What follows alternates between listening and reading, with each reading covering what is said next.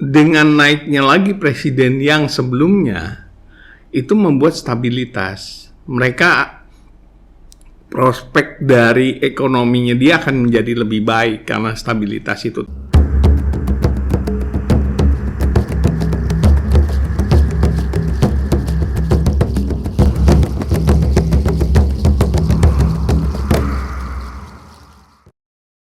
Tiga bulan lagi, pemilihan umum yang akan menentukan presiden dan wakil presiden serta anggota Dewan Perwakilan Rakyat akan diselenggarakan. Dan pada saat ini kita bisa lihat bahwa dinamika politik dengan tensi yang cukup tinggi sudah mulai terlihat. Tentu ini patut dicermati karena kita semua mengharapkan suatu penyelenggaraan pemilu yang damai tanpa keracuhan yang kemudian akan memberikan insentif stabilitas politik. Yang mana ini juga tentu kemudian akan mempengaruhi ekosistem ekonomi di Indonesia, baik itu secara makro maupun mikro. Dan stabilitas politik di Indonesia ini merupakan refleksi dari perekonomian di Indonesia, di mana juga ini akan mengundang ataupun menjadi suatu harapan kepada investor ataupun pemilik modal yang sudah menanamkan modal di pasar Indonesia ataupun belum. Oleh sebab itu, perlu menjadi perhatian semua komponen bangsa untuk menyukseskan pemilu ini dengan cara yang tentu sesuai dengan prosedur, substantif, adil, bebas, dan jujur. Dan di episode Mikes Unggul Universitas Pancasila pada hari ini telah hadir seorang akademisi dan seorang praktisi hukum bisnis internasional secara spesifik dalam hukum pasar modal. Yang kami sebut dengan hormat Bapak Dr. Chandra Yusuf, SH, LLM, MBA, MMGT. Selamat datang Bapak. Selamat. Terima kasih banyak Bapak sudah menyempatkan waktu sibuknya untuk datang pada episode kali ini Pak. Ya, terima kasih undangannya. Iya Pak, kita langsung saja Pak pada topik yang sedang hangat-hangat ya, baik itu di antara berbagai macam pengamat politik maupun ekonomi. Jadi mungkin di awal ini Bapak boleh sedikit menguraikan mungkin secara sederhana untuk Mikester, bagaimana sih pemilu itu bisa dihubungkan atau terkait dengan pasar modal Indonesia Pak? Oke. Ya, pasar modal itu kan terkait dengan investor, ya terutama investor asing. Kita melihat bahwa investor asing akan tertarik dengan situasi yang stabil. Artinya, kalau dengan situasi yang stabil itu tentunya yang namanya prospek akan menjadi terlihat jelas gitu ya. Kalau di pasar modal ini kan masalah prospek nantinya. Ya, karena kalau saham-saham itu memiliki prospek yang bagus, tentu dia akan bertahan lama. Ya, bertahan lama untuk tidak mencairkan tidak menguangkan sahamnya. Ya, jadi buat Indonesia tentu menguntungkan. Nah, pemilu ini kan masalahnya adalah ketidakstabilannya nanti. Dia akan merujuk kepada pergantian dari kekuasaan. Nah, ini yang investor-investor asing tentunya takut untuk melakukan investasi di pasar modal. Gitu. Baik Pak, jadi tadi Bapak sampaikan berarti secara langsung bisa dikatakan bahwa stabilitas politik itu membangun kepercayaan para pemilik modal ya Pak. Betul. Jadi membangun kepercayaan. Apakah kalau Bapak lihat apa sih sebenarnya kekhawatiran ataupun resiko yang menjelang pemilu ini ya Pak? Misalnya sekarang kita sudah ada pasangan calon yang sudah jelas ya Pak. Apakah ini menentukan arah pasar modal Pak dengan pasangan calon yang ada pengamat politik katakan sepertinya ini toss up election atau semua tiga-tiganya ini memiliki kekuatan yang sama sepertinya. Gimana Bapak melihat pengaruhnya menjelang pemilu? Iya. Sebenarnya sama ya. Kalau saya melihat nih kekuatannya sama. Tetapi kan kembali lagi ini masalahnya adalah mengenai stability. Ya. Kalau di Amerika sendiri kan seperti ini. Kalau seumpamanya yang menang nanti gitu ya, atau yang naik dan punya prospek untuk menang adalah presiden yang lama yang sebelumnya gitu ya. Mereka punya harapan yang lebih tinggi gitu, karena di situ akan ada stabilitasnya. Jadi kalau misalnya Jokowi lagi yang naik misalnya kan, tetapi kan udah selesai, udah 2 kali. Nah, kalau di Amerika saya lihat bahwa kenaikan dengan naiknya lagi presiden yang sebelumnya itu membuat stabilitas. Mereka prospek dari ekonominya dia akan menjadi lebih baik karena stabilitas itu. Takutnya mereka itu, investor itu, mereka melihat bahwa yang namanya pergantian pemerintahan akan membuat kebijakan yang berbeda lagi. Kebijakan yang berbeda yang tentunya bagi investor asing, apakah itu menguntungkan dia apa tidak, kan dia dalam keadaan yang bimbang gitu ya. Jadi ini masalah prospek kedepannya gimana, gitu. Jadi yang menjadi isu ini bukan siapa calonnya, kalau menurut Bapak, tapi proses pergantian itu yang sepertinya tidak pasti, yang membuat mungkin berpikir-pikir sehingga melihat stabilitas politik dulu ya Pak. Betul. Jadi kan sekarang lagi ramai juga yang ada putusan MK dan sebagainya ya. Nah tentunya ini kan ada masalah ya. Tetapi kan kita lihat bahwa kebijakan-kebijakan yang akan diambil untuk yang lagi dipermasalahkan saat ini, calon yang lagi dipermasalahkan saat ini, dia kan akan meneruskan kebijakan-kebijakan yang lama. Ya, nah itu yang terpikir bahwa kemarin itu begitu calon mendaftar, pasar modalnya kan di bursa efek kan naik, bagus gitu ya. Berarti dia mengharapkan bahwa memang benar kebijakan yang lama akan dilanjutkan. Kalau dari pasar modal itu sesuatu yang prospek, artinya ada stability-nya. Ketakutan dari investor kan dalam hal ini adalah berubah lagi nanti kebijakan-kebijakan dengan presiden yang baru gitu. I see, Pak. Jadi ada mungkin kalau kita kaum awam yang mungkin tidak begitu mengerti, sepertinya pasangan calon tidak ada yang latar belakang pengusaha seperti sebelumnya. Jadi sepertinya nggak akan pro. Tapi sebenarnya yang tadi Bapak sudah jelaskan, yang menjadi garis bawah itu highlight adalah pergantiannya ya Pak. Pergantiannya, betul. Ya. Jadi kalau secara historis Pak, kalau Bapak lihat mungkin pemilu dua periode terakhir ini, seperti apa dampak pemilu itu Pak? Apakah benar-benar sangat signifikan terhadap perekonomian Indonesia dalam khususnya pasar modal? Ya, itu kan dengan pada saat dulu presiden yang sekarang ini kan kita lihat bahwa dua kali dia dipilih ya. Pada saat pemilihan pemenangnya kan dia naik ya, pasar modal nilainya naik ya, semua menjadi bagus. Artinya mereka bisa ada kontinuitas dari kebijakan-kebijakan yang ada gitu ya, yang sudah dibuat. Nah ini yang kalau investor kan masalah uang ya, yang dia takutnya kan akan turun ya, karena yang namanya investor itu dia menanggung resiko, beda dengan investor yang membeli saham kemudian dia bermain dengan jangka panjang ya. Tentunya kalau dia bermain dengan jangka panjang, kestabilan dari nilai-nilai yang ada di dalam saham tersebut kan lebih terukur gitu ya, lebih panjang gitu.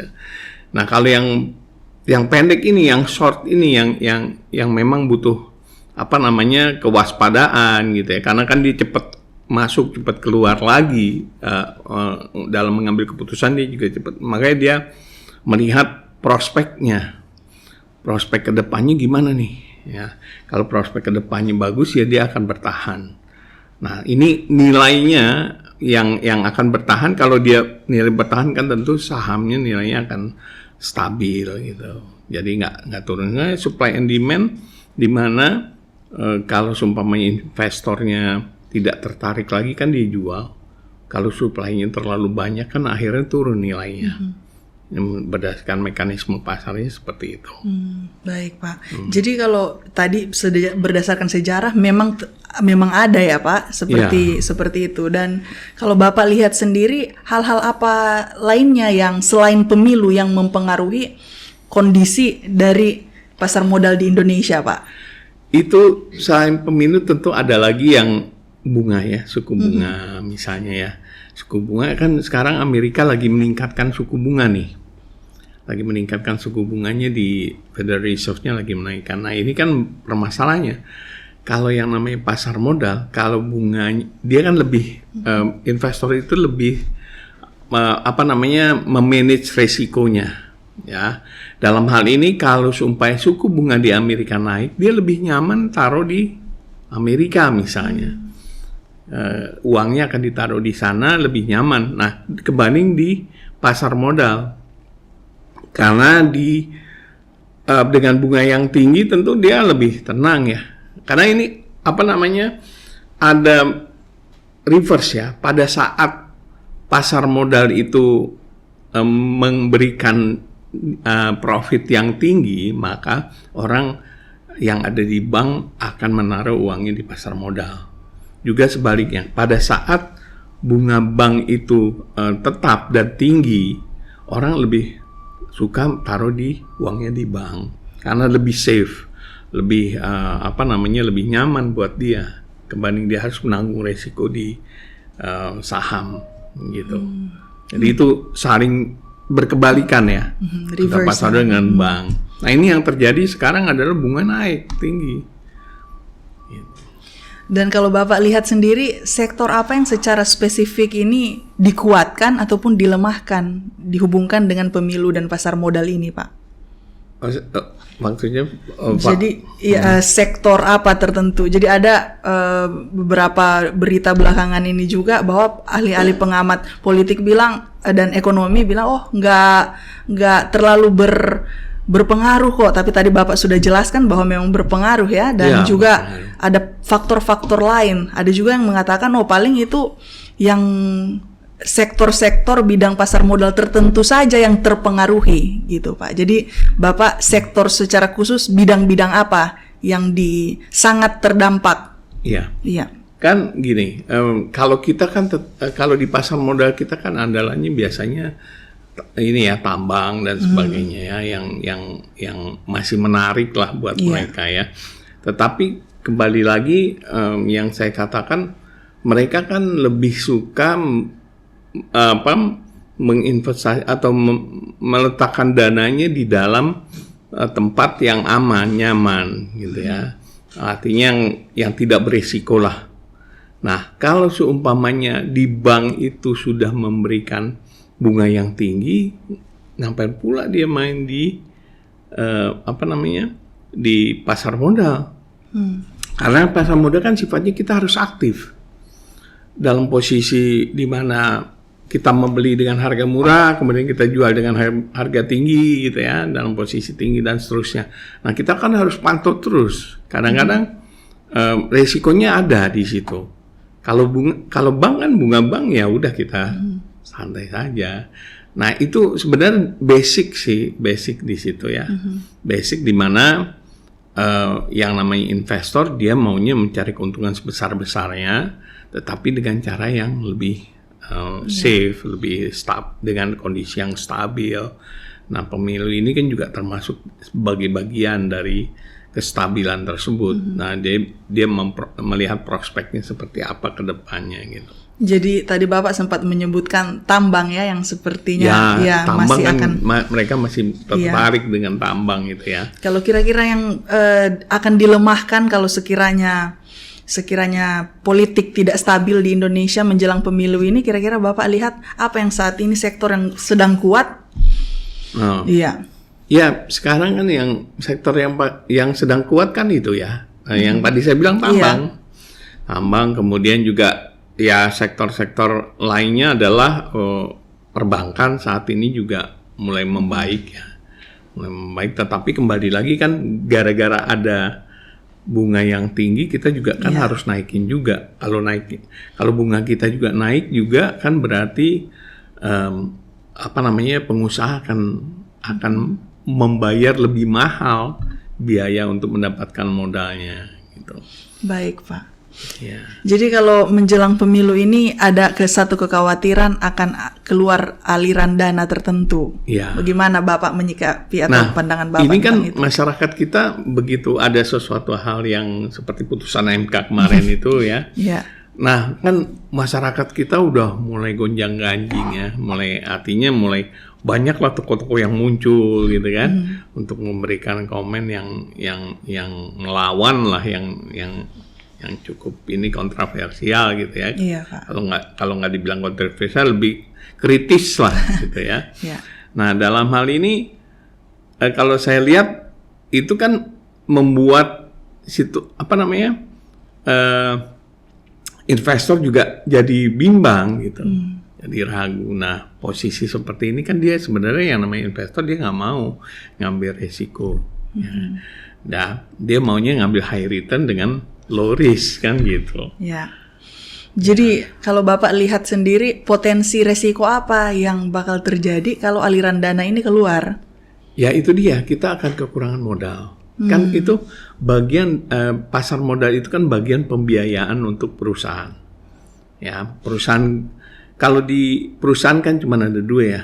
Ya, masalah pendanaan dan manajemen dari perusahaan tersebut. Cuma dua itu. Nah, modal itu bisa didapatkan dari pasar modal, yaitu di dalam neraca itu kan, di neraca tersebut ada modal sahamnya itu yang dijual.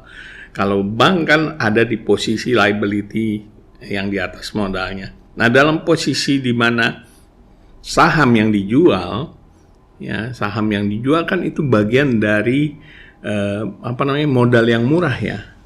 Murah karena dia hanya menanggung dividen. Pasar modal itu kita minjem dana, tetapi kita hanya membayar kalau untung saya bagi, kalau nggak untung ya udah nggak usah dibagi. Gitu. Jadi dalam hal ini pasar modal lebih prefer, lebih murah lah dananya. Gitu. Tapi kalau bank kan bunganya lebih tinggi kalau bank, ya kan. Nah, tapi untuk penguasaan, artinya untuk kontrol dari perusahaannya, tentu bank, kalau minjem dari bank lebih nyaman. Kenapa? Karena dalam RUPS bisa dikuasai sama pemegang sahamnya gitu. Nggak harus dia jual sahamnya ke masyarakat, ke investor yang nantinya malah bisa menguasai dari perusahaan tersebut. Gitu. Baik, Pak. Tidak terasa kita sudah hampir selesai, Pak, waktunya. Tapi mungkin pertanyaan terakhir, karena Bapak juga di bidang hukum bisnis internasional ya, Pak. Tapi kalau kita melihat ke negara-negara lain, apakah memang stabilitas politik mempengaruhi stabilitas ekonomi suatu negara, atau stabilitas ekonomi suatu negara mempengaruhi stabilitas politik? Gimana Bapak melihatnya? Ya, semuanya hampir sama ya, pergerakannya kan sama karena ini masalah prospek. Kalau pasar modal kan semuanya masalah prospek ke depannya. Orang membeli prospek dengan willingness to pay, kata orang. Ya, ada keinginan untuk membeli prospek tersebut, bukan barangnya tetapi prospeknya. Misalnya di Australia juga demikian, ya. Di Eropa juga demikian, di mana pasar modalnya ya membeli prospek karena kalau di pasar modal kan kita dapat dua profit. Pertama adalah dividen. Kalau dividen itu kan dari usaha perusahaan, sementara kalau yang namanya margin arti transaksi, dia mendapatkan keuntungan dari spread antara jual beli. Nah, yang beli tentunya yang mendapatkan keuntungan itu berasal dari dari investor juga, willingness to pay artinya karena prospeknya bagus, harga yang tadinya 100 saya berani bayar 120 misalnya. Nah, dari situ kan ada spread yang saya harus bayar lebih besar gitu. Nah, itu makanya kan gonjang-ganjing di dalam pasar modal. Jadi kalau saya lihat bahwa ya pasar modal dimanapun sama, arahnya adalah prospek. Nah kalau seumpamanya politiknya bagus gitu ya, politiknya, ini presiden yang memang favorable, yang akan maju gitu ya, yang akan naik nantinya, itu biasanya pasar modal akan naik karena dia bermain dengan prospek. Belum tentu realnya terjadi, tetapi prospeknya itu sudah mengubah transaksi. Gitu. Baik Pak, jadi dampak pemilu terhadap pasar modal itu nyata ya Pak. Nyata. Dan itu bukan hanya sekedar pengamat yang kayak bikin ribet atau nakut-nakutin ya. Tapi intinya adalah dari percakapan dengan Bapak yang saya bisa lihat bahwa penting kita untuk menjaga penyelenggaraan pemilu ini stabil ya Pak. Betul. Karena itu mempengaruhi banyak hal, terlebih pasar modal. Mungkin Bapak ada hal yang mau disampaikan sebagai closing statement, Pak? Ya, saya rasa ya kita wajib ya untuk menjaga jangan sampai kestabilan di dalam politik ini terjadi gitu ya. Arti ketidakstabilannya. Karena kembali lagi kan kita yang rugi juga nih, ya kan? Karena modal itu sangat penting di dalam membuat merencanakan pembangunan kita gitu. Iya Pak, aja.